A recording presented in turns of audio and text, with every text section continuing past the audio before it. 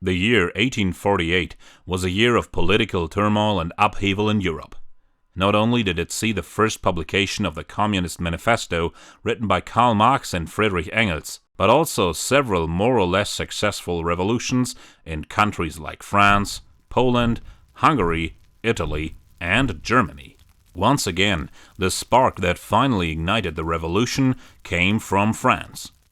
In February of 1848, the French successfully overthrew King Louis Philippe and established the Second Republic. Only a few days later, on February 27th, roughly 2,500 people gathered in the Badensee city of Mannheim and stated their demands.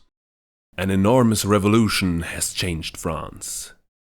A thought is running wild in Europe.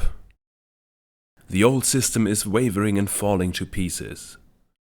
The German people have the right to demand wealth, education and liberty for all classes of society, regardless of birth and status. Arming of the people with the free election of the officers, unconditional freedom of the press, jury courts after the English model, the immediate formation of a German parliament.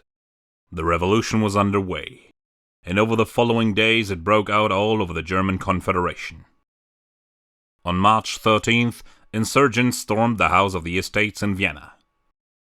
Prince Metternich, the architect of the political oppression in the Confederation, resigned and fled to England, while Wilhelm I, King of Württemberg, gave in to the pressure by people and replaced several of his conservative ministers with liberal ones. However, not all of the nobility was so compliant.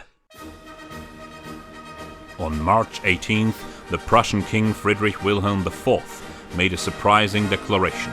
He had issued a new law guaranteeing freedom of the press without reservation and an end to censorship.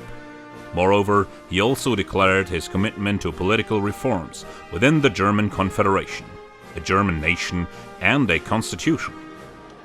Thousands of people flocked to the castle to celebrate their king's decision, refusing to leave even after the king dismissed them. The cheerful mood turned when citizens spotted armed soldiers, ready to clear the plaza. People demanded the military to be called back when 2 shots were fired.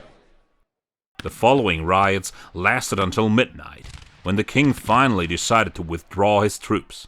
300 people had been killed, among them 11 women and 4 children.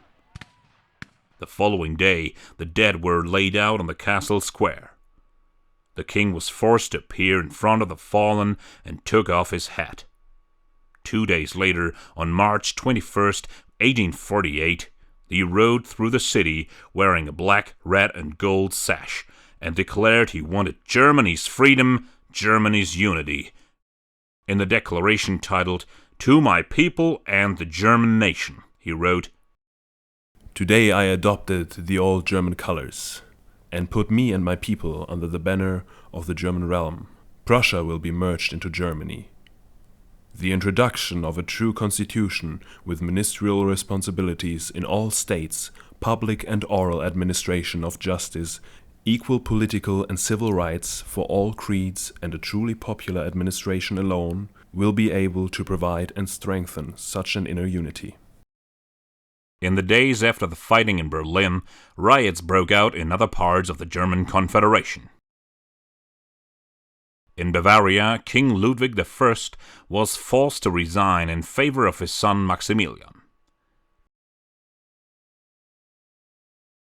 In Austrian Venice, revolutionaries declared themselves independent from Austria and proclaimed the Republic. Schleswig and Holstein declared their independence from Denmark, leading to the First Schleswig War.